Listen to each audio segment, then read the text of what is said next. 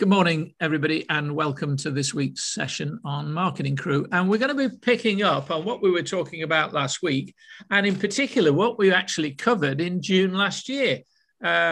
We talked about pricing then, and it's probably going to be worthwhile going back to some of that. And later on, Rob is going to be joining us.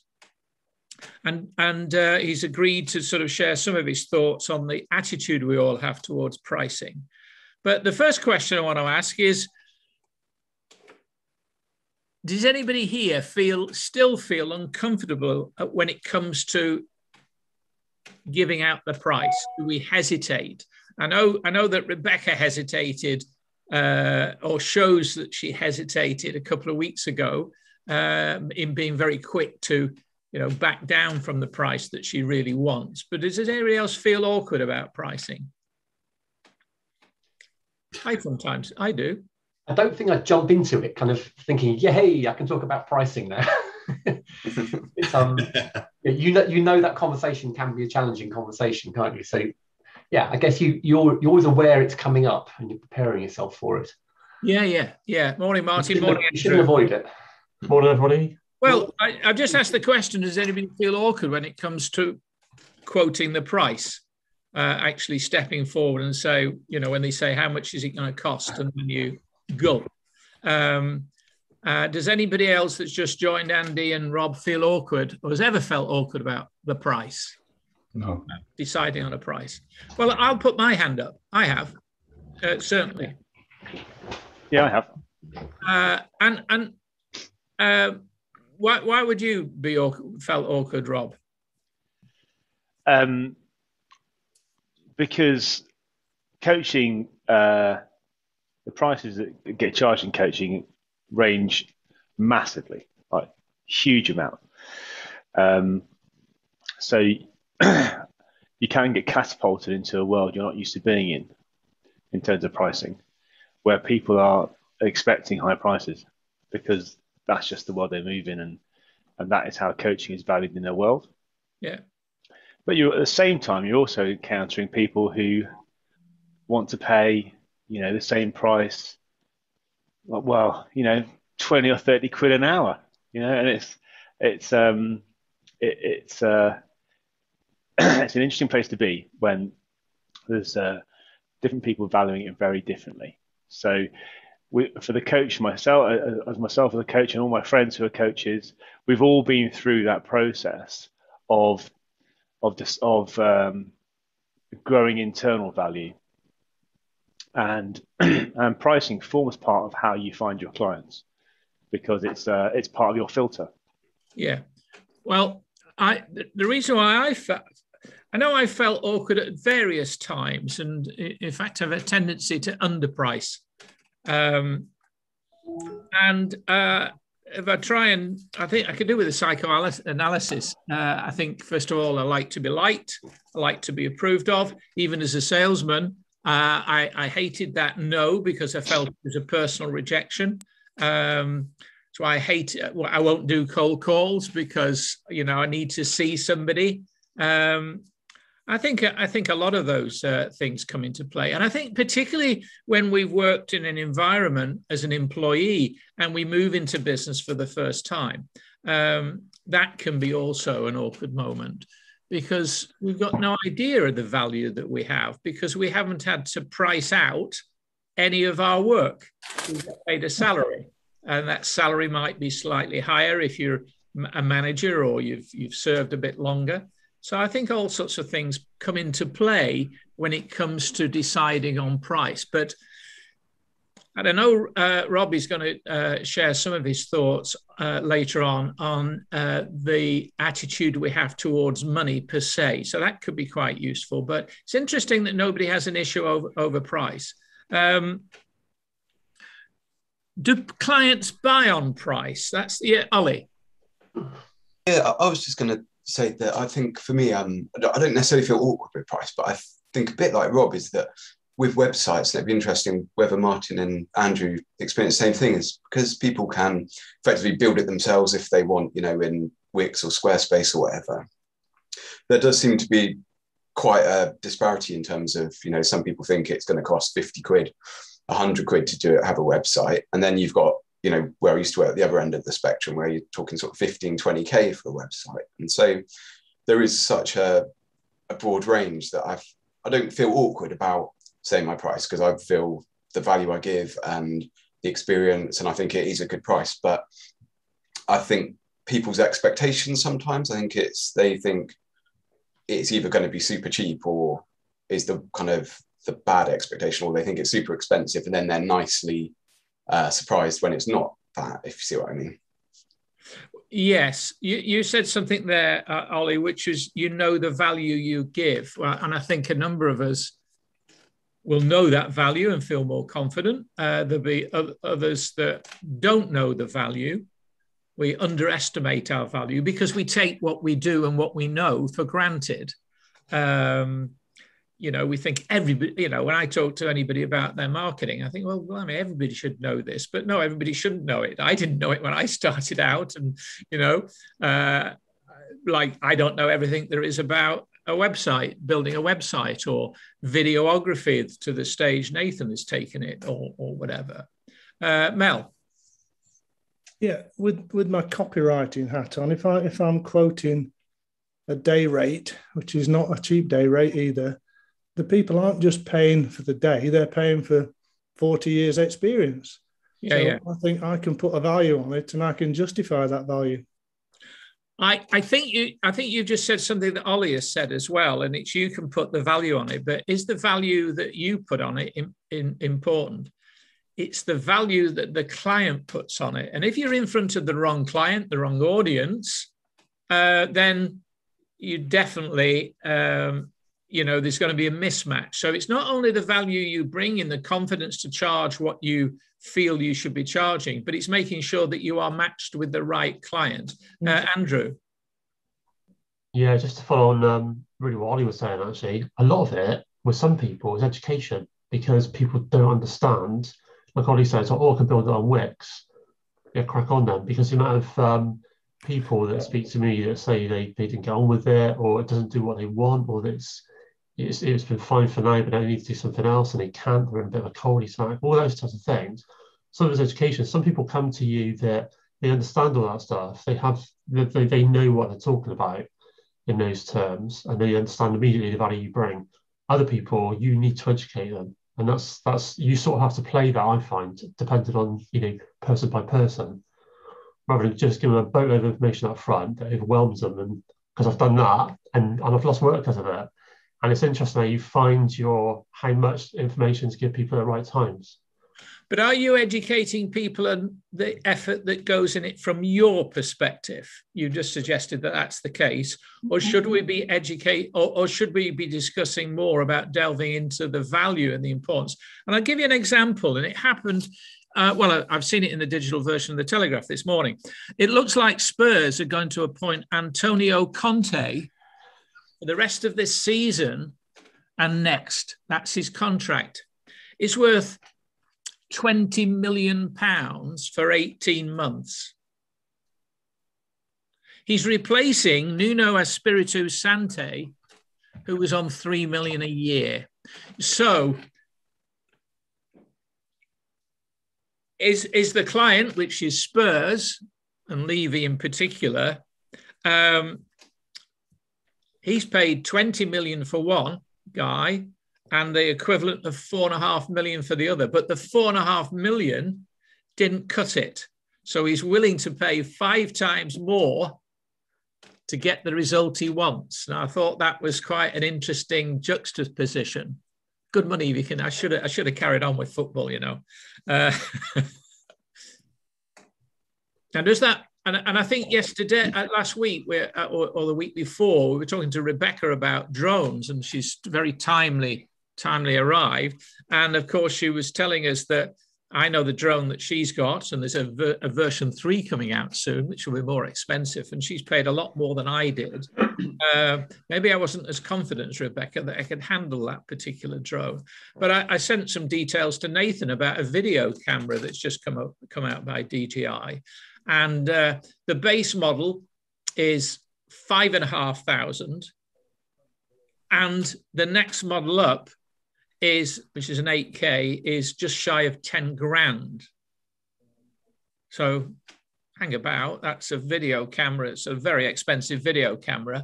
And I'm actually going to be doing a video at a funeral that Rod's organised. And I'm going to have two cameras, a mirrorless camera and my iPhone. So why, is that, in other words, the audience and the value the client receives is more important than our attitude towards price. So is that a good point?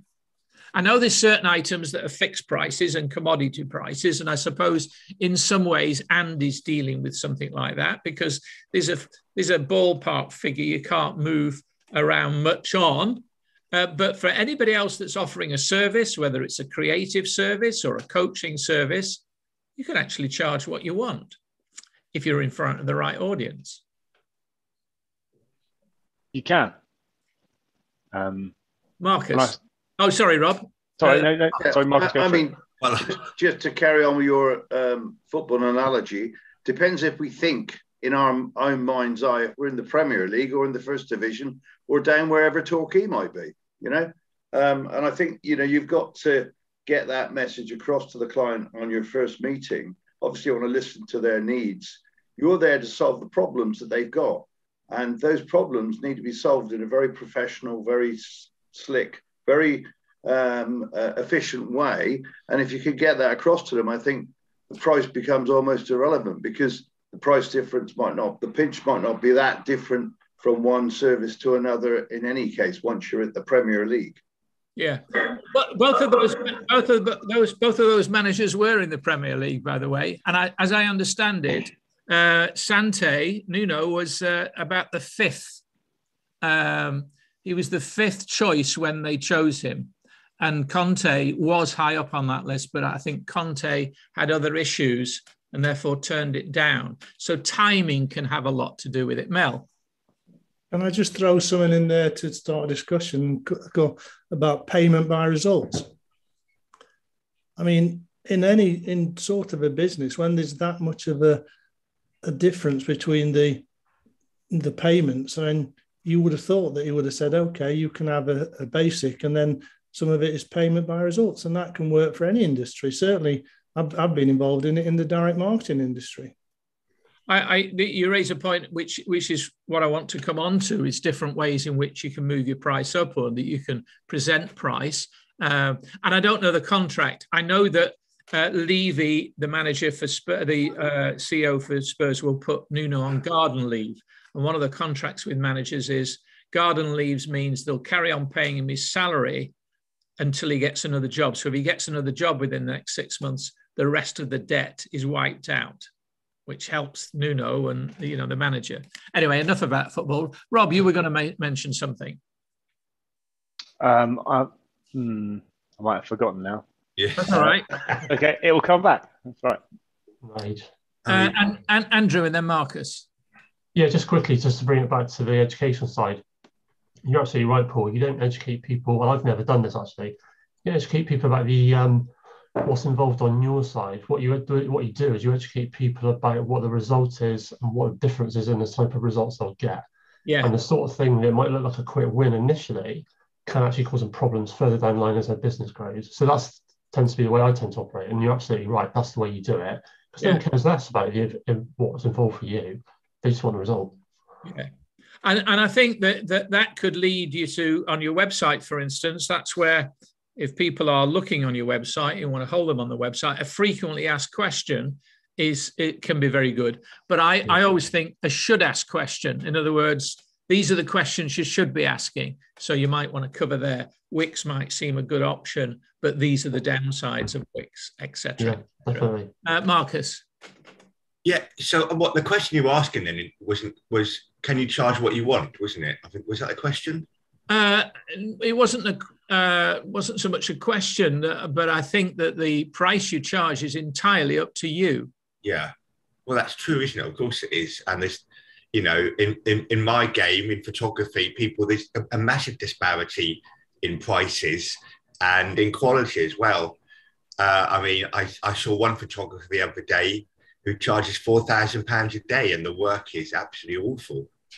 You know, so somebody's prepared to pay it, somebody's prepared to pay it. But I think the more you charge, the more people appreciate it. That's one thing that I've discovered. I think that the perception the other person has, for instance, if I was doing some marketing consultancy, I've got a choice. If I'm dealing with people in startups with very little money, then there would be one charge. But if I was to make that same charge to a publicly listed company or a large company, they wouldn't take me seriously. So maybe there's an argument for pricing depending on the client. Now, either Nathan won the business or he lost the business. He's back. Yeah, it went well. I had 15 minutes with them because they're both busy plumbers, but we're meeting up next week to go through it and possibly a social media plan as well. So, good. So it could even be more. Right. Yeah. In some of these notes, let me come to my notes. Last time we met up, we talked about do clients buy on price, and we decided, although we might be tempted to think they do, no, they don't. They buy on value related to that price. Is that going to be worth it? And we talked about how we set our prices. You know, some people set per hour. Creatives tend to do that. Some per project, some per client. And we also went through a income breakdown, which if you've not, rather than go through it all over again, it was a case of deciding exactly how do I want to live my life? What do I want the business to do for me? Am I in this business to sell it? And therefore it can't be about me. Am I in business to enjoy what sort of standard of living do I want? What's the bare minimum? Do I want to be comfortable? Do I want to be financially secure? Do I want to be financially free? And we showed there's a template there where you can actually put those figures down. And then eventually you can say, well, if you want to achieve some financial security, you need this number of clients because you've found out what you want to earn in the year. And can you then handle that? And that was quite clever. I'm quite happy to go through that again if we want to. But I'm going to share after this, I'm going to share an article I picked up on how to price yourself. It was done by two graphic designers, and it talked about the two graphic designers were both equally qualified. They were both earning $6,000 a month. It's an American article. One was working 60 hours and the other one was working 20 to 25 hours for the same amount of money. In actual fact, the person was the same person. The article goes on to say that when they were started out and they didn't have a great deal of business, their biggest priority was being busy. And so the prices reflected that. And they were busy, but they ended up attracting more and more clients that wanted that payroll. And this could describe Andrew, I don't know. Working many, many hours. Lots of relationships were suffering, etc. And maybe Rob can talk more about the impact of that. But that didn't matter when you're starting out. Anybody that can pay you, let's face it, is a client. But eventually he realized that he needed to shift his pricing, and he started to shift it to value pricing, which we just talked about. And then in the article it says, how do you come up with a price point that the client will buy and will increase your income? The truth is much simpler than you think. It comes down to one simple method to determine your pricing. Do you want to know what that is? Make it up. Yes, make it up. Make up your pricing for every client. There is no formula. There are no rules and no perfect way to do it. Instead, your pricing is made up based on a handful of criteria that he then goes on to explain. You can read the full article, but the criteria are basically, do I like this client? Do I want to work with this client? And I do think that has got a lot to do with it. I think also, do I really believe I can add value to this client? Because if you don't, you'd be wrong to take on that client. Secondly, how much do I expect this client is willing to pay? And again, Nathan was talking earlier on before the meeting started about the client is in the heat pump business. He's already ascertained what a client is worth to them. That's very valuable. He's got a good idea about profitability. And of course, it would be a good idea to find out how many clients he's got at the moment and where he wants to get to. You know, it's all very well to talk about the solutions that we're there to provide, but also what are the aspirations for somebody? Where do they want to get to? Does this client want to just keep busy, or does he want to grow his business? Does he want to go from 2 plumbers to 5 plumbers? In other words, what's his aspiration to where he wants to go? So how much does the client, this client, be willing to pay? And also, finally, how much value am I providing the client? And that article I will share in the notes. I'll do it as an attachment after this particular meeting. So does anybody make any comment on that? I mean, we do make prices up. You know, why shouldn't we? Welcome, Anne-Marie, by the way. I meant to say that earlier. And Zoisa. Anne-Marie, yes. That's okay. I was a few minutes late. I do apologise. Yes, so pricing. So making it up, I understand that. And you can obviously, with each client, you get a feeling of where they are in terms of affordability. However, there have been situations, it's not me, this is somebody that I know, who has quoted different prices to different people.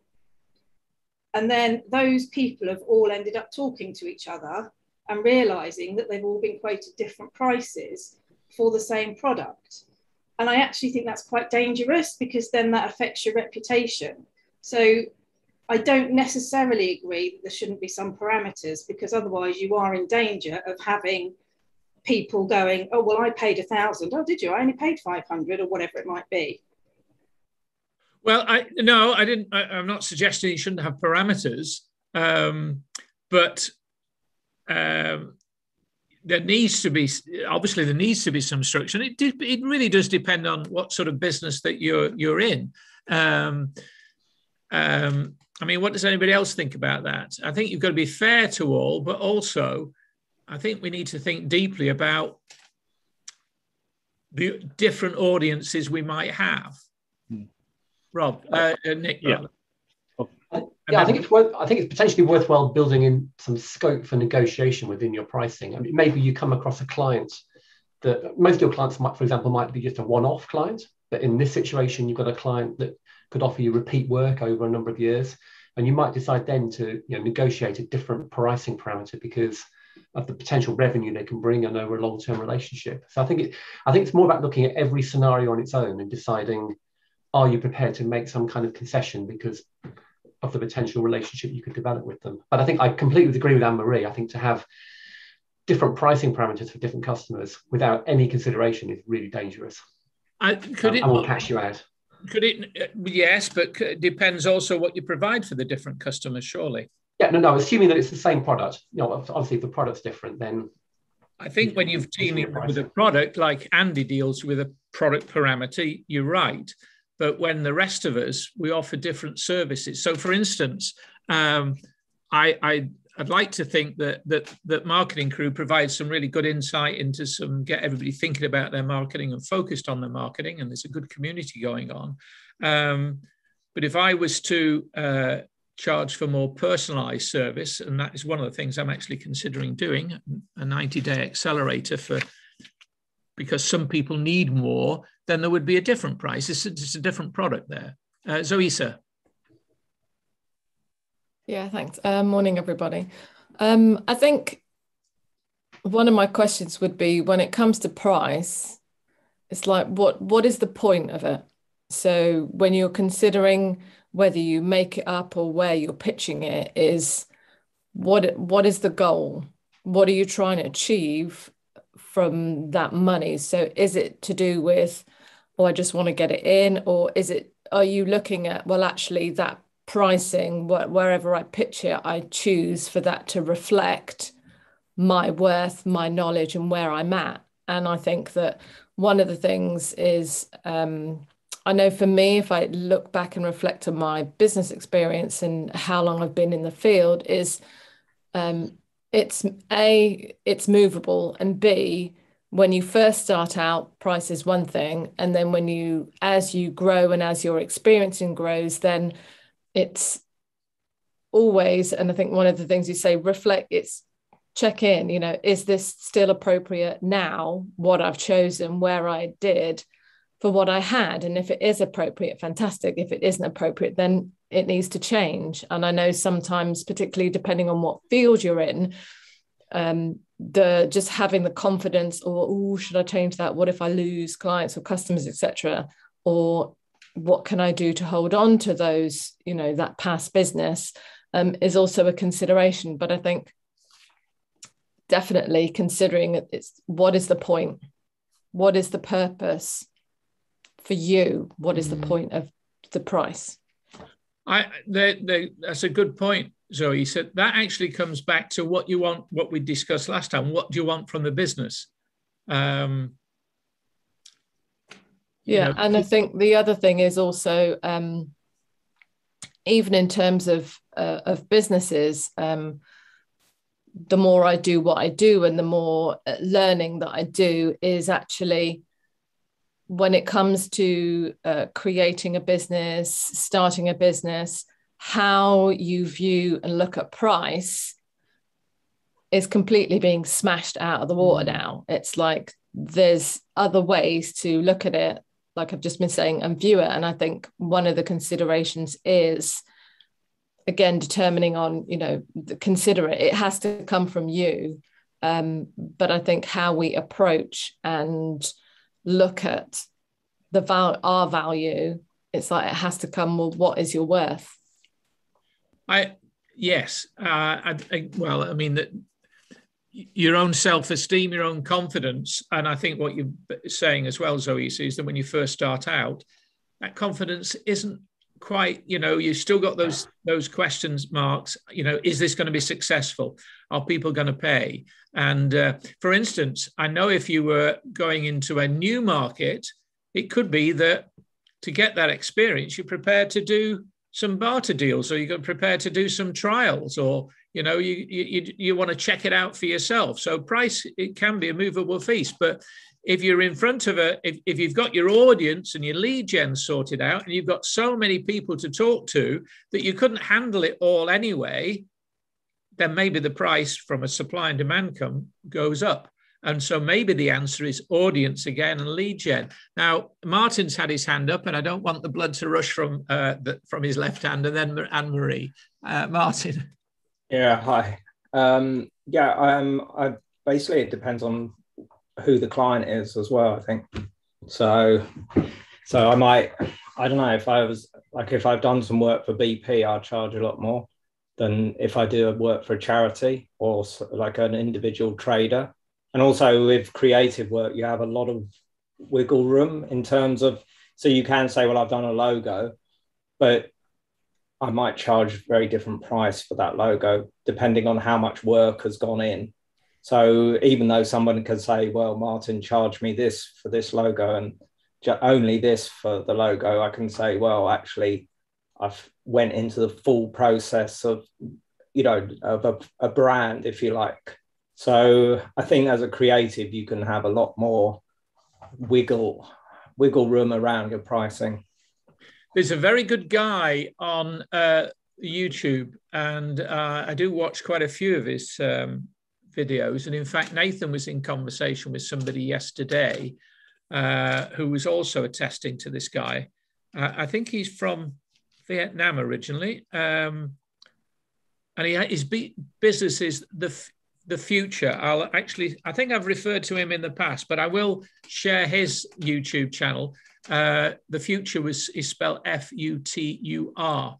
And he talks a lot about pricing for whether you're pricing per hour, whether you're pricing for the final business. And he argues very well. He's in terms of connecting with creatives, he's excellent. Anne-Marie, you had a point.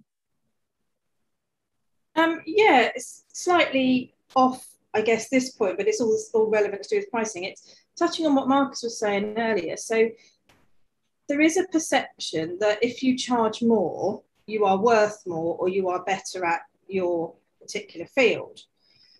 But obviously, we all know people that charge more than us, but in our perception don't do as good a job. So does there come a ceiling where people go, actually, it doesn't matter how much you charge because I'm not going to think you're better. I'm actually going to think you're taking the mickey. Or do people just blindly go, oh, you're charging more, therefore you must be brilliant, until they can't? I don't know. That was the question, really. I think there will be people. I think, does it not depend on, I don't know what everybody else thinks, does it not depend on how important that solution is or that product is to you? I wouldn't think of buying anything but an Apple product, you know, because of the relationship I've had with that particular brand over many years. Marcus? I mean, you did touch on it a little while ago, Paul, but there is, you know, interestingly, a law about this, isn't it? The law of supply and demand. And as creatives, we try to add, I thought maybe any business actually, we try to think about value and everything that we can add to this to try and skew this law. But I remember that was the first lesson I had in economics, and I still think that is one of the truest facts there is. There is a law of supply and demand. Basically, the more you're wanted, the more you can charge. I think might be a good time, Rob, whether you had a point there or, but then I want to move on to a lot is to do with their own perception of the value of money. But Rob. Yeah, to build on what Marcus said, so I used to work as a carpenter, a site carpenter, and friends who own their companies, when they were really, really busy, they would go and quote for work, which they didn't really want. So they'd chuck in a ludicrously high quote, just so, you know, they still turned up and showed their face, but didn't want that job, and they'd get it. So that's someone desperately wanting that work done. And someone, the service provider, not really wanting, they did it, they did a good job, but it had to cross a boundary in terms of pricing for them to consider it. And to talk about supply and demand markets, there was the demand for what someone was supplying. So what's happening in a market is not static, of course, and it will change how people behave and how people value things. And everybody's going to have different values, aren't they? Again, it's just down to the audience. It's got to be down to the minute we.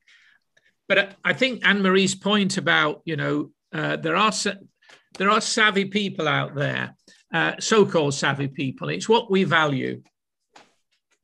As you know, I've undertaken a change in my eating patterns and the like, and feeling very good about that. But one of the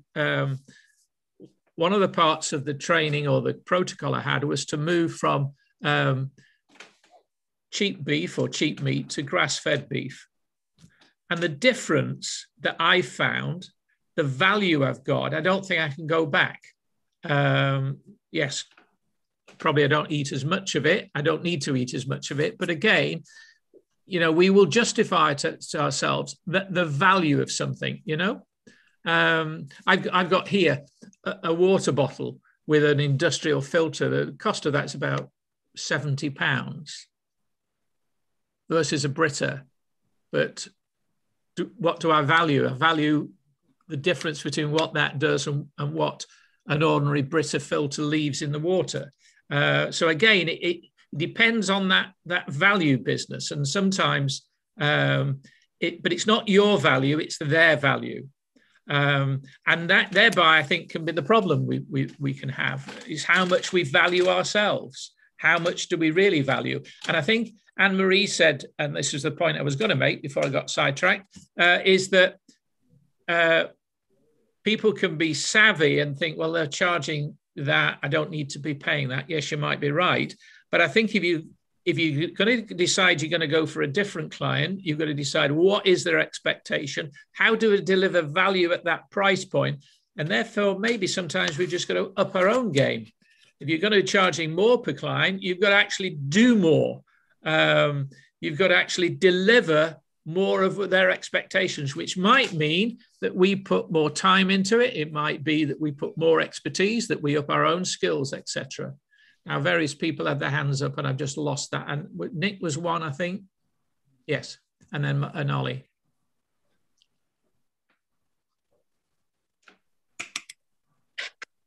Yeah, sorry, I was muted there. It's interesting, isn't it? It's very easy to fall into the trap of talking to every customer that you talk to and just starting off with the same conversation. And it comes back, doesn't it? You've got to really understand where they're at, where they put the value, and exploring that properly before you can really have, and you shouldn't be having that conversation about price until you've done all of that. And I know we talked a bit about that last week, but it's so, this conversation just highlights that even more, doesn't it? The importance of seeing how the customer positions the value and how important it is to them, and where they position your service. And I think that can then lead the pricing conversation on much more positively. And also depends on what you want to achieve from your business and where you are in that business will determine whether you're going to be that flexible. And the more the more experienced people, and people that have been in business here longer, that there are people out there that are actually prepared to pay more than you're charging at present. It's just that you haven't decided to look for them. Maybe you've just become comfortable with the steady flow of business, and there's nothing wrong with that. It depends. Again, it goes back to what we want from that business.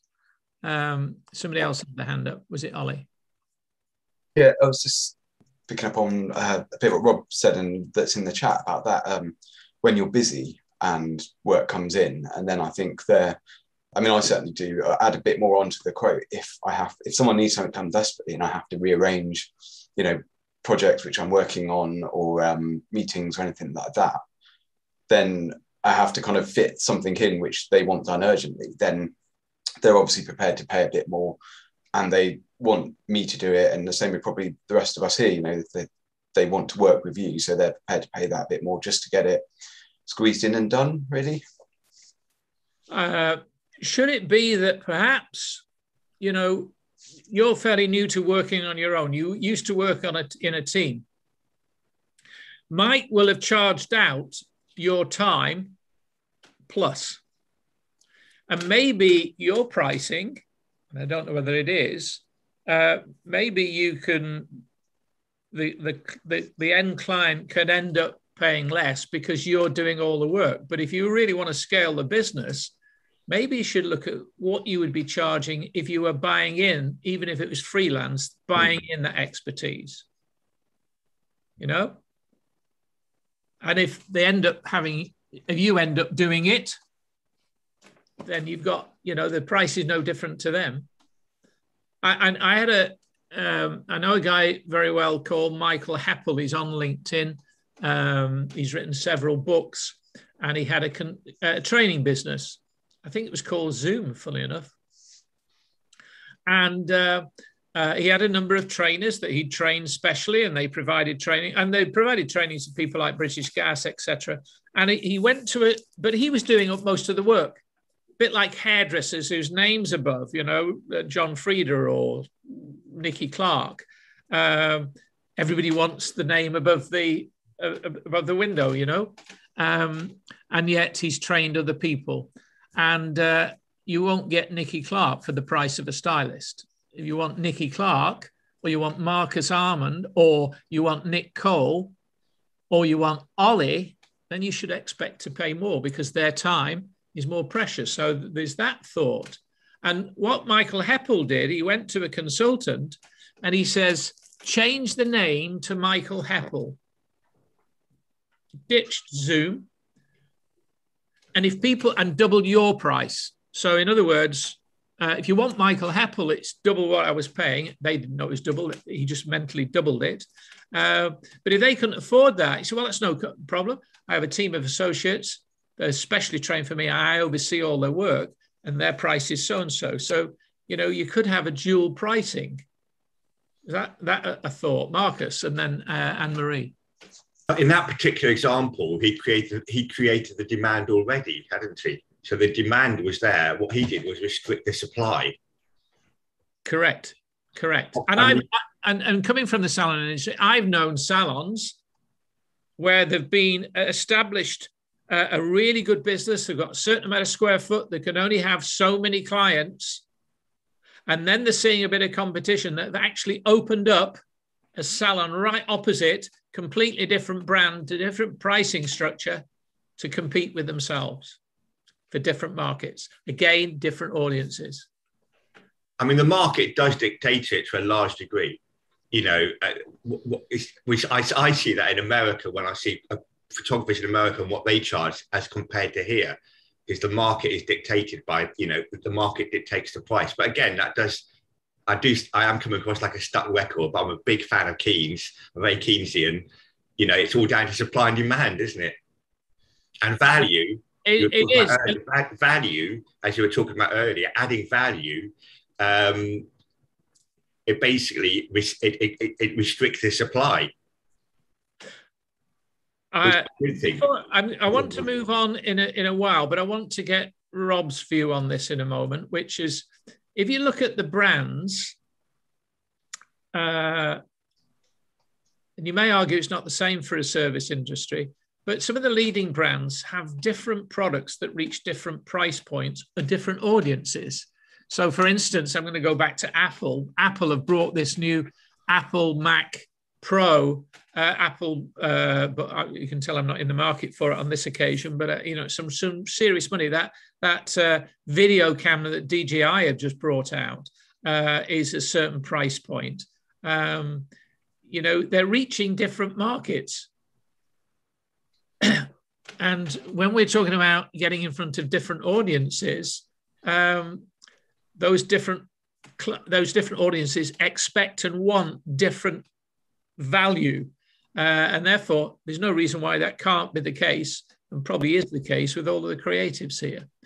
Rob, how much is our attitude towards money influencing the way we price out our time?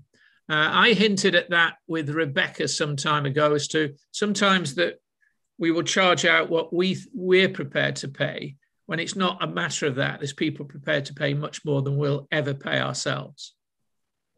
I think it's got a large part to play. And I went on a bit of a journey with money not too long ago. I watched a TED talk by a lady called Tammy Lally. She's a money coach. And she tells it's a very good TED talk. Anyway, I ended up having a conversation with her, and I'll provide a link to the talk. And I ended up having a one-to-one with her. She's based over in America. And she found out what I was doing and my job, and she said, put your prices up straight away. Something like this, you know, amount of money. Okay. And that led me to about 3 weeks later, I got a new client, and I said that price to them, and they said, okay. So it became my new price. And I said before that price acts as a filter. And I hold 2 kind of philanthropic coaching slots open to people, and they can get up to 50% off, but they have to meet a certain criteria. But to be able to do that, I had to go on the money journey and understand my journey with money. So my journey with money, and I'm sure it's the same for everyone, it starts out with the environment in which you were brought up. So in my environment, my dad worked in insurance and was doing well. His side of the family all retired at 40 and worked for HSBC. You know, they had staff in their expat homes all around the world. And Dad had aspirations to, you know, to do well. So money was viewed in a certain light. My parents got divorced when I was 11, and money immediately became very tight for various reasons. And my dad passed away when I was 17, and money became tight in different ways. And so what I've worked out is that I train myself to act in a financially constrictive environment. I learned to act small and reduce down to match the money that was available, rather than going out and creating what I want and creating the sort of monetary space and just space in which I want to move. I thought, how can I survive through this by selling stuff and not having stuff, and not turning on the heating, and so it's a very different mindset to the parallel universe with the other version of me who didn't have those same life experiences and who would think differently about things. I'm 45 and I've discovered my life story in my 45th year.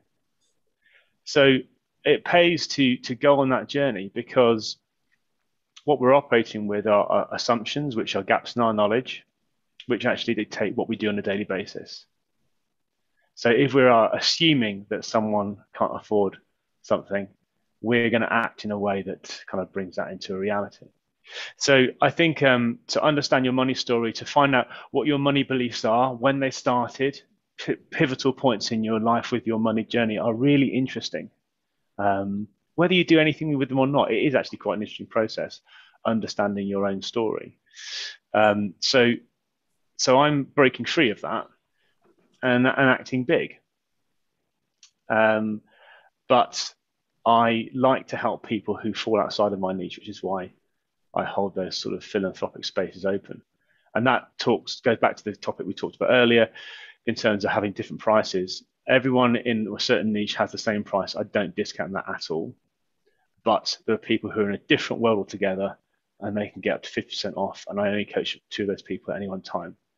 And never the twain shall meet, And even if they did, every member of one niche will understand what I'm doing with the other group and wouldn't have a problem with it. So that's kind of my money story. It's one that's continually being understood. And oh, by the way, I talked to my mother about this, and we have a very similar money story. We both learnt to act small, and it was one of the strongest bonding experiences I'd had with my mother to talk about it. We just talked for an hour about it. We found it really fascinating. That's my chat. Thank you, Rob. You just echoed what Michael Hepper was told, just double your prices. Did you hesitate about that? I did a bit because I was acting small, money was tight. What if I lose this person? So what if I go and do that? And they say no. And I now look at no's as really good answers. Thank you, brilliant. I don't need to spend any more time here. It's fine. I've got a no. Thank you very much. Or not right at this time. What I do have, though, are people that say no and say, I'll come back to you when I can. And for my service, for coaching, it's got to be one of the most important things that's happening in their life at that time, because it affects every single part of their life. And I make that very clear. And they know that that's true when they have the coaching. So therefore, the price is valid. And then it's wanted. What I don't want is for my clients to put themselves into financial stuck whilst trying to afford coaching, because that is a recipe for disaster. Mm-hmm. So I will do a bit of coaching to help people find coaching in the right place. And I'm very happy to refer people to other coaches in terms of more junior than myself, let's say, in their coaching journey, or with lower prices, and have them go there. Referrals are really strong, as we all know. And you get to define your niche more and more, because that person will meet someone who's in my niche and will be able to direct them towards me as well. Yeah, yeah. And since you've doubled your prices, have you found that, well, you're ending up talking with people that value that? It's like I had it was a slightly trite remark where somebody says, you're too expensive, and the person turned around and said, no, you can't afford it, which is a little bit cruel, but there's something in that, isn't there, to a degree? Yesterday I spoke with somebody who is, their second home is worth £1 million. They do not want for anything, fund managing things, and actually probably my prices are too low for them. Yeah. So, yeah. It's either you can't afford it or you just don't value it, or we haven't agreed on the value. I think I made a note when you were speaking about Waitrose and John Lewis, never knowingly undersold. So they basically offer a guarantee that they won't be, for a particular item, they won't be outbeaten. And a lot of people use those guarantees. I actually have got my own expression, which is reassuringly expensive, because that can start a value conversation, can't it? Reassuringly expensive. And sometimes I have led a conversation when they've said, you know, I've got to warn you, I am expensive, because all of a sudden you're anchoring them to a much higher price or a perception of a high price. You know, you are reassuringly expensive, but when you deliver the price, you think, well, that's quite reasonable. Are there any ways in which we can move around with, I mean, anybody else tempted to double their prices after Rob's talk? There you go. Well worth looking at your prices. And I'm thinking about Ollie more than anything, because he's transitioned from working within a company where somebody's priced out. And it depends whether Ollie sees himself as owning a company with other people employed, freelance to begin with, maybe permanently employed.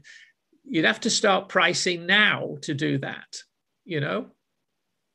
I was actually going to set my hands up for more of that. I don't think I would double my prices, because I then put myself up in the same range as the company I used to work with. And one of the things I kind of, when I talk to clients and that, is that they're paying for me. They're not paying for the you know, the cleaner, the company cars, all the other insurances and things like that. And for certain businesses, they want to deal with companies which have maybe a team of people around, so that if I'm on holiday, they can deal with someone else.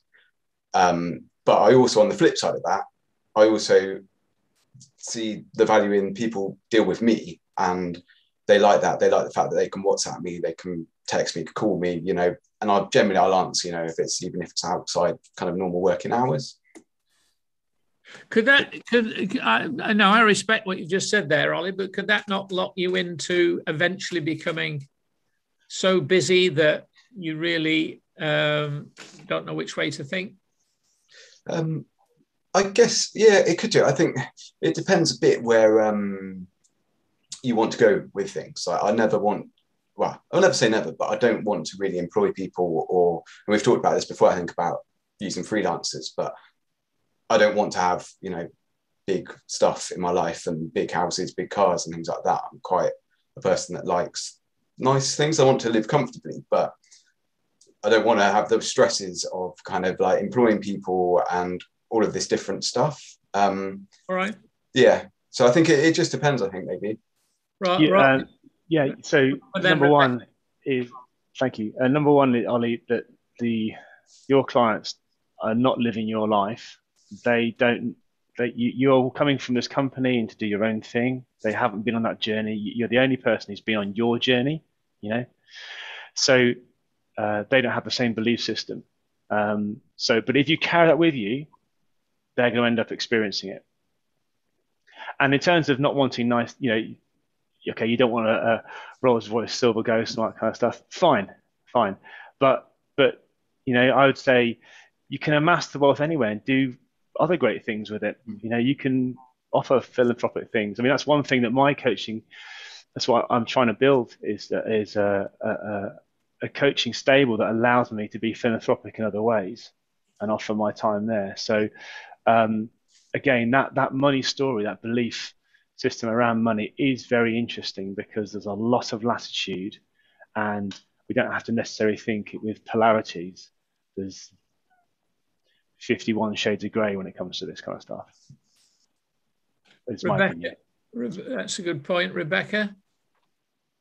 Yeah, I guess following on from that, just Ollie's points about what Zarisa was saying about what's the point in your price, which I thought she always says really good, insightful things, doesn't she, when she's here?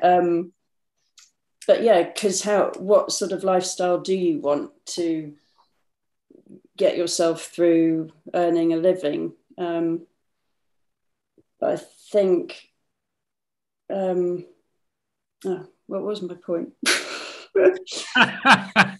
Oh, I've totally forgotten that. Yeah, but you do say insightful things as well, Rebecca. I've got when I remember them. Anne-Marie.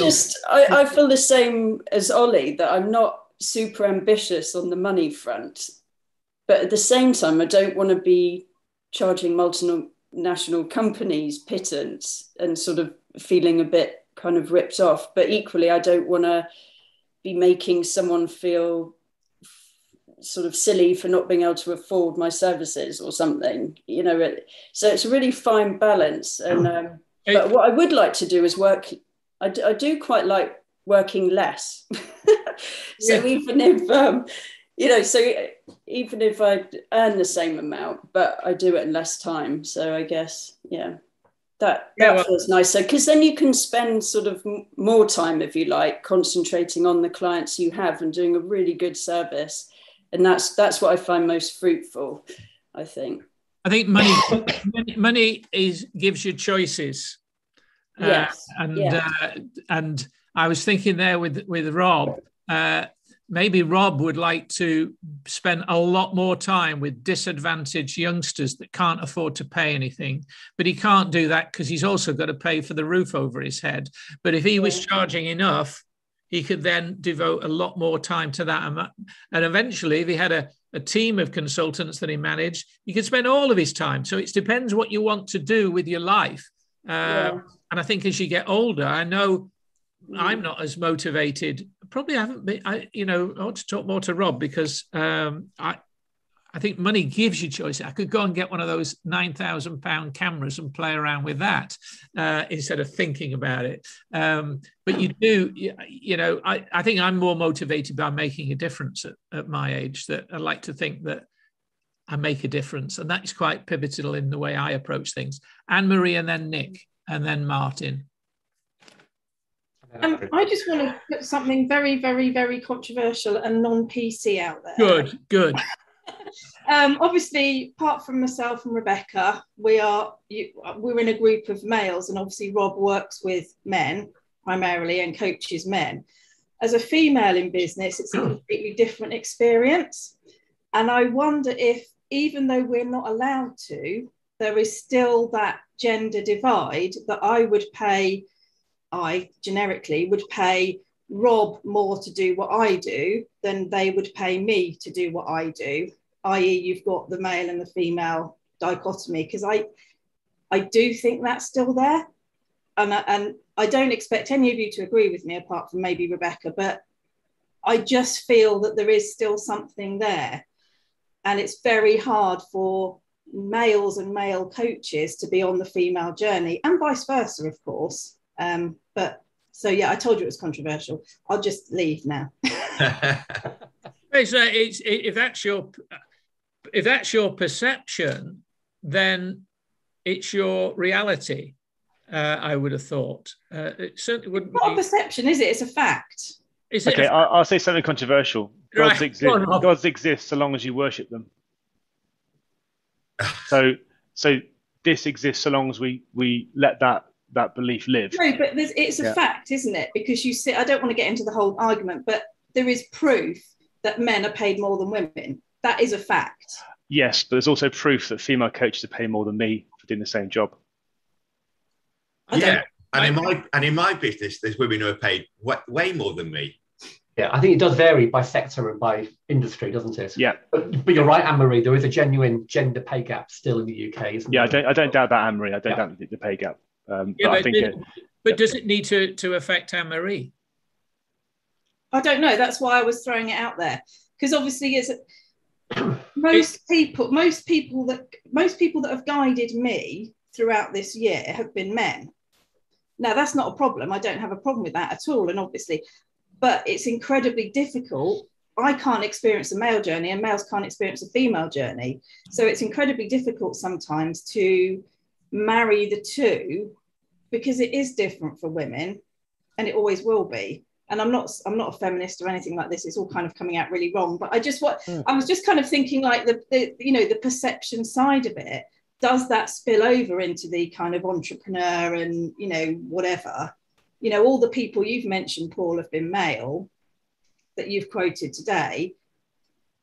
That was well, again, perception. Then I'm going to go to Nick and then Martin. So, hope you made a note of what you were going to say. I've got the same. I could have the same issue about young people. They've got the world at the oyster, or I could have the same opinion about older people. You know, you can always come up with something as to why you're not able to do something. You know, how many 74-year-olds in their 75th year have got off of their backside and created something? I mean, you know, it's not about it being a barrier. I don't have barriers. If I want to do it, I will do it, and I will find a way to do it. It's more external perception that I can't change, is what I'm talking about. Yeah, but you don't. Do you need to change the perception of everybody? No, I can't. I can't change people's view on nutrition, on COVID, on climate change. I've got my opinion about it, and I respect other people's opinion. But you know, I think you can get to a stage where, do I need to change everybody? I'm going to come back to you in a minute, Anne-Marie, because you made a very interesting, heartfelt article on or post on LinkedIn yesterday. And for those that didn't have it, maybe you can tell us a bit about your journey this year. But before I do that, it's only fair that, well, Martin's learned to keep his arm down rather than lose the feeling in his left hand. Martin, you had a point. Was it Nick first, I think, wasn't it? No, Martin, you're in the flow now. Go for it. Wow. No, I can't remember. Actually, I can't remember. What was I going to say? Oh, just about what money I want to earn. It's like basically, yeah, I'm probably the same as Ollie, kind of, as long as I have enough income coming in. But I don't want to employ people. But I would like to employ people that can do the things I don't enjoy. So I'd love to be able to just design, and then somebody can get all my work in for me, or do my admin or whatever, you know. So if that would be my ideal. And also, yeah, just from what Anne-Marie is saying there,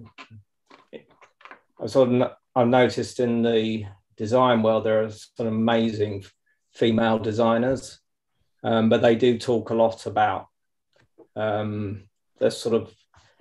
struggles they've had within a very male-dominated world. And there's one woman in particular, Jessica Walsh, she's like runs one of the hottest sort of design companies in the world, probably. So if you look at her site, Anne Walsh it's called, she writes a lot about those issues as a woman in that space. So that she's really interesting, and her work's amazing. Also, Paula Scher from Pentagram, obviously one of the partners of Pentagram, she's sort of talks about that as well. But she's an amazing designer, and probably charges as much as a male now, that is. So Nick, thank you, Martin. Yeah, I just wanted to just build on something that Rebecca mentioned. I mean, she talked about wanting to work less, and that could be perceived as a negative, but I think there's a real positive there, because I think by working less or working less busy, particularly in the creative sector, you create more time for your creativity. You can do a better job for your clients. You can spend more time with them, and also you can actually avoid burnout, and you can keep going. You know, so that creates longevity as well. I think there's a real risk that if you're in that place in the market where you're just competing on price, you're going to be so busy that you're just not going to sustain a long career, and you won't be here. So I think where there's an opportunity to charge more, which allows you to stand back and invest in yourself and invest in your development and give your clients a great experience, hopefully, you know, you'll still be here in 10, 20 years doing the same thing. I don't think Rebecca's remark in working less was a lazy remark. No. In fact, I said at the beginning. I think. Yeah, completely agree with that. Yeah. I think the question would be: so if you're working less, bringing the money in, what would you want to spend more money on? And I think that's where the aspiration bit comes in, where somebody wants to get to. That's always going to be an interesting comment for a coach. Ollie, you had your hand up. Yeah. similar. I was just going to say, similar to Rebecca and what Nick just said there, is that when I was saying earlier about, not being someone, maybe I'm not ambitious in that I don't want to employ people or grow, but definitely on my radar is that kind of 4-day working week. And maybe, I think maybe this is something more for the reflection in a bit, but more that's come out of this discussion today is about my pricing, and that could be increased slightly to facilitate the ability to work 4 days a week, get paid a bit more for what you do, so that then you don't have to work as much, rather than you're still working as hard but just not as much. And I think that's maybe a nice kind of goal to work towards. And there's been, I think Nick just said, so many studies, haven't there, about the productivity and mental health benefits of working 4 days and having those 3 days off.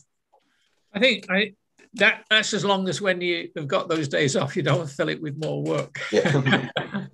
I think there's been a lot of there's been a bit of a sea change, and which has surprised me about the high percentage of people, both here in the UK and in the US, that don't seem to want to return to work. They've reassessed I don't know, maybe the crappy jobs some people are having to do, and they just don't want to do that. Is it to do with universal credit? I really don't know. It's really good that people are reevaluating what they want to do with their lives, but I think they've also got to own up to taking responsibility for being more. It's like be, do, have, isn't it? It's, you've got to be more to begin with. And a lot of that stems from your own confidence. And I think I can imagine where Anne-Marie's coming from, because I know when I was younger, I wanted to be older because I'd be taken more seriously. I wanted to be more mature. But now I'm more mature. Actually, I'm quite comfortable where I am, but I wouldn't mind being a little bit younger. I think there's a friend of mine, Rod and I were having a coffee in Waitrose, and there's a couple that we know. I think she's from an Italian background, and her daughter is absolutely lovely and she's now a single mum. And I leaned over to Rod and I said, you know what, if I was 25 years younger, I definitely would be wanting to date her, even though she's got a child of about 5 or 6. So that was a rare moment. It's a bit sexist, that, I'm sorry to say. Anne-Marie, but it wasn't. She's absolutely lovely. I ought to tell her. I'm going to tell her mum that I think her daughter is lovely, but no more than that. Anne-Marie, you've had a journey, and I think from any of us following you on LinkedIn, it's been probably a more difficult journey than a lot of people. How you said it was your first birthday. By the way, I remarked and saying, "Oh, to be one again." It was your 1 year in business, not be one as a child. Yeah. Not any of that. So what's your journey been like? And then maybe we link it back to pricing. I don't know. I can actually, I can identify my whole journey by pricing, really, because, so to be clear, I'm not a feminist. I hate working for women. Some women are the nastiest people on the planet. So I just want to get that out there. But yeah, so I walked out of my corporate job, which I never thought I would do, because I was being micromanaged by a nasty woman. And she had employed me for a certain set of skills, but when it came to me actually trying to use those skills, she didn't like it because I knew things, and she just wanted a puppet, basically. So I went through 6 months of being incessantly bullied, to the point where I was questioning if I actually knew anything at all. And this was in the insurance industry, I had 20 odd years experience, but I came home thinking to myself, I'm stupid, I know nothing, because this particular woman had eroded my confidence to that level. But at the time I didn't see it. At the time it was my problem. It was me that didn't understand. It was me that was saying the wrong thing. I say whatever comes into my head, it comes out of my mouth, as you've just seen. And sometimes there isn't a filter. And sometimes people get that, sometimes people don't. And I accept that. But everything that I said, she was analysing and telling me that I'd upset somebody or I'd offended them. So I went in on one particular day, and she was giving me grief about something, and I said, I think it's better if I leave. And she said to me, and says no word of a lie, she said, should we talk about this when you're in a better frame of mind? And I looked at her and I thought, that's it. And I got up and I said, no, thank you, walked out and never went back. But where that left me this time last year, well, probably a month or so ago this time last year, was zero confidence, no confidence whatsoever. Like I said, I felt completely stupid, like I had no right to even exist in the workplace, let alone run my own business. But because I'd walked out of a job, obviously it was like, okay, brilliant, what do I do now? Because there was no notice period, there was nothing. So I had to come up with a plan, which is where Beginner Book came from. Something that I'd always done, but you know, I had intended to build it into a business. And I had no clue what I was doing. But I joined the Cobra Club, which is where I met Nick. And at the time, it was the best thing I ever did. And I suddenly found myself in a group of people who went, actually, you're all right. And slowly, that built my confidence back up. And to bring it to pricing, one of the first people that asked me to support them was a lady. And I quoted her £700 for the job she wanted me to do. There was no thought process involved in that whatsoever, because I had no idea what I was doing. I just went, oh, yeah, £700. And she said, oh, no, it's far too expensive. And I was like, okay, no, that's fine, as you do. And it was like, you know, okay, brilliant, I need to rethink this. Didn't forget, but moved on, started working with other people gradually. She has now finally published this book. She went with somebody else who charged her £3,800. And I had a conversation with her last week, and she said, I am so sorry. She said, if I ever do anything again, I'm going to come with you, because for £3,800, which was a heck of a lot more than I was going to charge her 12 months ago, she got what she perceived to be a terrible service. And when she was telling me various things that had happened and stuff that had gone on, I was really sad for her.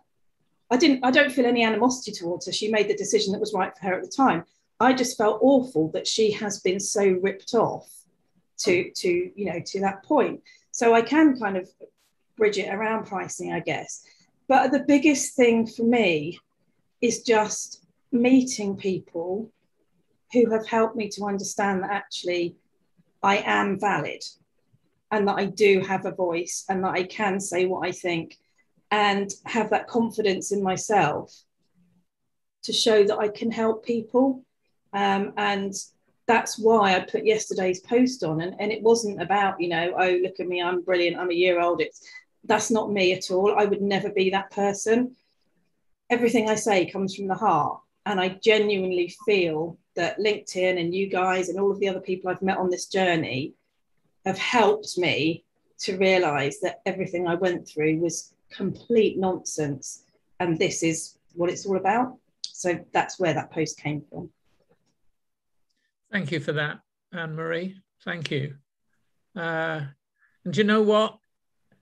I don't know whether Nick's heard that before, but I guess the rest of us, we just don't know what journey people are on. I can't, and I was quite shocked that somebody said that that's too expensive for 700, but managed to find it $3.5 grand. Did you actually probe and find out why? Yeah, so what happened was she's quite naive business-wise, and she got sucked into a journey with a coach who recommended this other company, and she got so brainwashed by this coach, who actually is a charlatan, in my opinion, who had said, this is who you need to use, they're brilliant. And she was so far down that journey that she couldn't see out of it. And because it had been a good few months since we'd had a conversation, I guess I wasn't front of mind. It was just, yeah, you know, I remember her, but she's not really, now she has spent, if you kind of include the coach and all the other bits and pieces, almost $5 grand to get to something. Now, I wouldn't charge £700 for her project now. It would be a little bit more than that. But the point is, she could have had a much better experience with me for a lot less money, which she now recognises. But it's not about the money. It's about, when people talk about working with me, I want them to, the money, it's irrelevant to a certain extent. I want them to have got so much from the experience because I feel so strongly about helping people understand that they can do things. You know, it's a bit like Rob's been saying, you know, that everyone can write a book. I talk about books because that's what I'm passionate about. It's what I do. But, you know, we can all do things. And I hate people that limit us, because I was limited by somebody who is a complete idiot. But that was very real at the time. Is it not easier? Does anybody else agree that it's sometimes or very often we see things in other people they don't see in themselves? Oh, completely. All the time. It's part of my job. Yeah. I especially if you're interested in people and you look at people, and I see my eldest son is very quietly competent. My youngest son now has got a lot more confidence in what he's doing, but for so many years, and this is when the aliens got him, you know, he was so negative, and being a Librian, he would argue a point very strongly, and then he'd argue that, you know, the discussion in his head was completely the opposite. So I'd never get anywhere. Rebecca, or are you just doing that? Okay. Audio. Yeah, about perceiving things in other people. I think that's definitely the case. I've done a few business stories recently. And that's so the case that as they tell you about their story, about their business, you can pick out different bits that they might not have fully appreciated or connected or put together. So, and I think that's what's nice about a story. You're basically making connections and leading to a point or showing a journey and I think with photos, words, video, design, all the things that we do, websites, it's coaching, all of it's about, to quote Paul, going from A to B. So whatever. Yeah. I think the other point I wanted to make before we close is that and Ollie's alluded to, you know, being quite happy where he's going, and is almost argued against anybody having and growing a company, and that's fine. But I guess if you're earning more, you've got more choices, but also you can spend more on chasing the audience and the quality of client that you want to deal with, because you can pay for, you've got room to pay for some outbound marketing. You've got room to pay for Google advertising. You've got room to pay maybe an agent. And I think Martin made a point.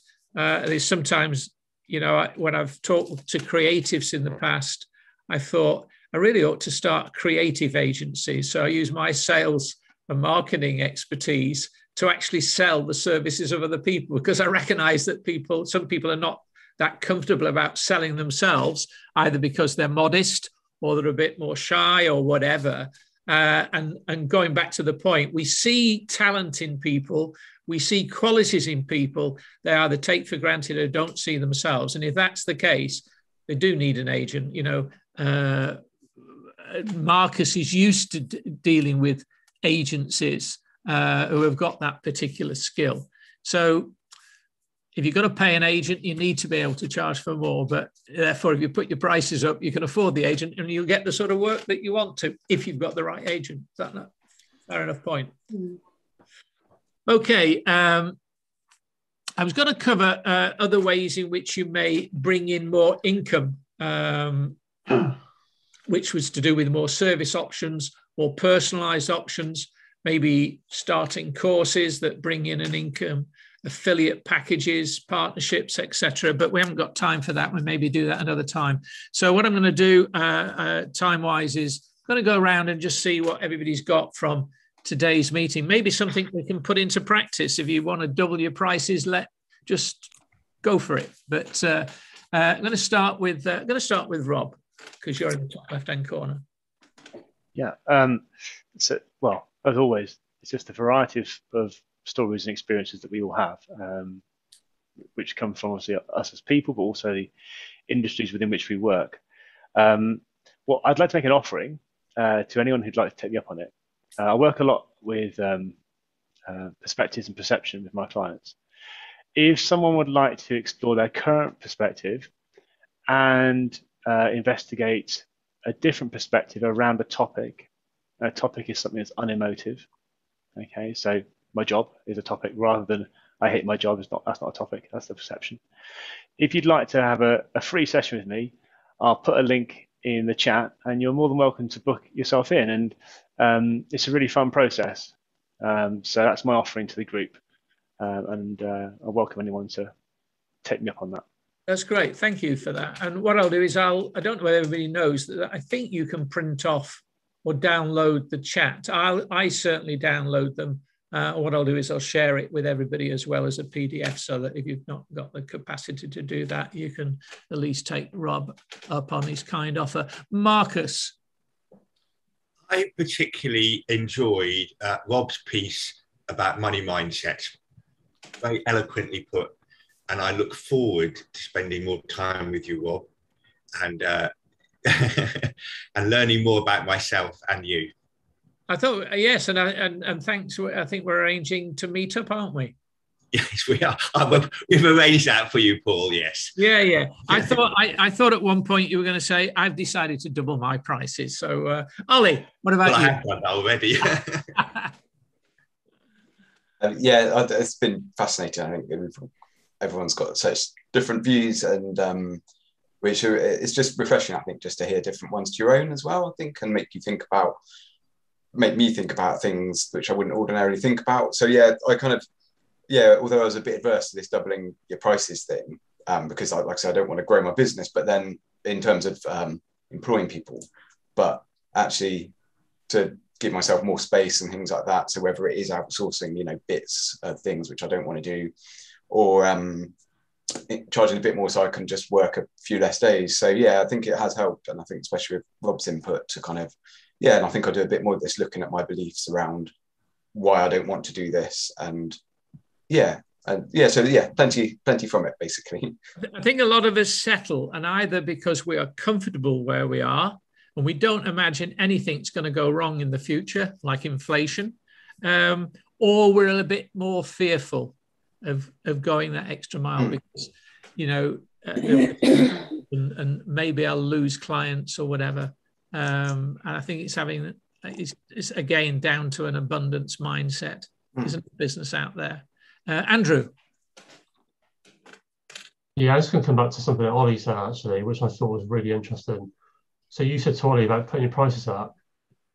Ollie then explained why he couldn't put his prices up, because he'd be competing with who he used to work with, in terms of they have loads of overheads, but no one cares about the overheads. That's in his mindset. And then he explained the value he brings, because people can WhatsApp him. So what he did was he basically told you that he couldn't put his prices up, and then explained why he could, which I thought was absolutely fascinating. So put your price up, Ollie. I'm one to talk, by the way. And the other thing I want to say is happy birthday to Nathan. Oh, well done, Nathan. Happy birthday. Happy birthday to Andrew for yesterday. That's Matt. Birthday. Is that why you remembered, Andrew? It is. He sent me the most amazing birthday greeting on Signal yesterday, which was hilarious. Great. But of course, for Ollie to grow that business, you need to be building other skills, and that's one of the ways in which you'd have to give some further thought. I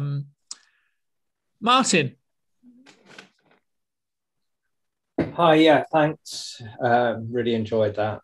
And thanks to Rob and Anne-Marie, you know, sort of a bit more in-depth discussion with them. And also it's like you wonder what it's not just about pricing, it's what your worth is and how you communicate that to clients so that you think you can do something good for them, but it's how you communicate that and how you position yourself. And ideally you want to have those quality clients. You don't always want to be doing stuff for nothing just because you're trying to build a reputation. It's, you know, you just see it as an ongoing process, which everybody seems to be going through. Yeah. So it's good. Good, thank you. Mel?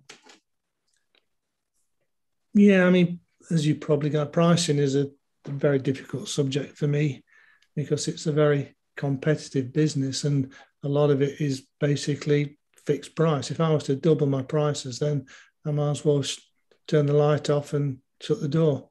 So I have to deliver more on service and delivery to make sure that I'm providing the price is right and I'm providing the candidates that the clients are looking for. And if I don't do it, somebody else will. So pricing is a difficult one.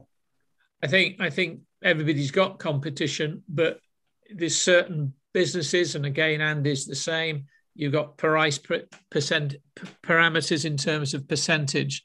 So maybe the only way in which you can go forward is by offering additional service for the price that's there, or maybe going for higher level positions, only dealing at CO level or whatever. But maybe that is also nonsense anyway. So, Rod. Yeah, sorry, I missed part of the meeting because obviously I'm having to entertain my kitchen specialist. So yeah, it's difficult on that one. I missed that, Rob, but I will catch it up on the recording later on. I think, yeah, pricing for me, I've always tried to, I started a lifestyle business and found out that I haven't got a lifestyle business at all. But now I'm into a situation where I do need to look at my pricing because I know how much value I add to people. And I think you could be undervaluing your service, you know, greatly. And I think it's time to review it. So I'm going to review it in December. Good. Andy? Unlike a lot of you, as you point out, Paul, mine is a commodity, in effect, is a service that I have to work within certain parameters. But one thing that when I changed providers that I partner with, that Rob will like, is getting over this thing of, you know, charging what you're worth. I never used to charge a arrangement fee. When I started out, I was very much against it. And it's a lot of people, a lot of my customers said, you know, other than, right, you've built some money into the commission, but how many hours have you done between talking to me initially to actually getting me to sign on the line? And he said, well, yeah, it could be 3 hours, it could be 6 hours, it could be God knows how many hours. But surely you want recompense for that. And it was at that point I went, actually, yeah, I suppose I am leaving money on the table. So now I'm very confident when people say, well, what's your arrangement fee? I say it's $199. They say, why do you charge that? I said, well, you know, our journey could be brief or it could be, you know, a very elaborate one, and it will definitely cost, you know, take more than 2 or 3 hours. So that's what that's for. And I'm quite confident with it now. People don't like it. They say, well, there are thousands of brokers, but, you know, and you're free to choose any of them. Yeah. I think it's positioning something like that as an invaluable service. Some people haven't got the time to be trawling through Auto Trader or you know, Cinch. God, I hate that advert. You know, they want somebody to handle that. Yeah. It's like you know, the person in the hotel that organises tickets for this, that, and the other. Anne-Marie, thank you, Andy. Yeah, I was just going to say that actually it's the hassle fee, Andy. I would have no problem in paying anybody that's going to take the hassle out of stuff for me. Because, you know, I've got enough going on without trying to find a car or whatever it might be that I'm doing. What have I got out of today? Money Journey. it's not something I've ever thought about. I never thought about how I felt about money, how my parents felt about money.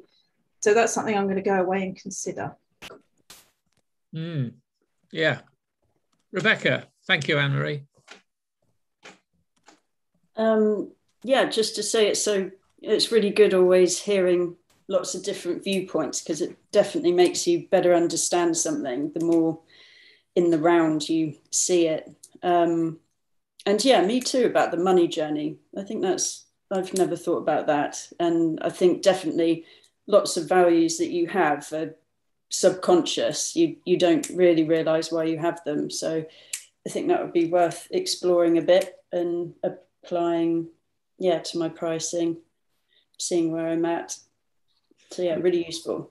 It'd be interesting, of course. We've talked ourselves about our attitude towards money. Of course, we're talking to prospects. We've got to think, what's their attitude towards money? You know, that plays a bit. Maybe another occasion, Rob would. I mean, it's just really turning around what we've just been talking about. Attitude. You know, I know Rod. I'm always had admiration because he just doesn't seem to care about what he spends. You know, in terms of getting people in to do certain things and on his kitchen and what have you. And I said it's like an Amazon warehouse or a Wayfarer warehouse at the moment, but he obviously has got no problem with that because he knows it's out there. You know, you can get more of it, but you can't get back his time. Nathan, happy birthday. Yeah. Oh, thank you, Paul. Yeah, interesting one today. I'm kind of trying to do two things at the moment with my business. I'm working on a returnable product I kind of road tested on Friday. And then also actually with Rebecca, trying to do more of the kind of jobs that we want to be doing for people that aren't necessarily the ones that are landing on our plate, but these are the more fun, creative things. And then I've got other things, hopefully ticking over to bring in the money. So it's quite an interesting time to sort of talk about price as well, especially when I spoke to my client this morning as well. So yeah, it's definitely something that I'm thinking about. I'm not going to double my prices because none of my current audience would ever pay double what I'm on at the moment, but it's a good one to think about. And yeah, thanks everyone for again, you certainly you can't with your current ones. It's not easy to do that. I'll be dead against that, but it's the new ones. And maybe as you go, as you develop that business, it's each time there's an argument for pushing the prices up a bit. Yeah, I bring in a lot more freelancers as well, actually. So I'm kind of doing exactly the opposite to Ollie, I think. So I'm sort of starting to farm out bits of editing and bits of directing and stuff like that to sort of look at the more fun jobs and the kind of more things that need more of my time rather than just... You see, you're at the age where you're a fun-loving animal, Nathan. Nick, finally, Nick. Yeah, I really enjoyed Rob's piece. I've never really thought about my money values or where they come from or how they impact on my day-to-day decisions on how I talk to my clients or how I spend my money or how I talk to my kids about money. And it's a really interesting topic. But what I particularly liked actually was the discussion around actually if you could put your prices up and you can make a bit more money, that gives you more choices, be it to use more freelancers or to choose the kind of work that you do. So I think it's been a really interesting conversation. Good. Thank you to everybody. I think everybody's completed. Thanks once again, and hope you have a great week. It's nice and sunny out here in Wells, and we're moving closer and closer to the trip out to Bristol. And I've even got non-members wanting to get in on it.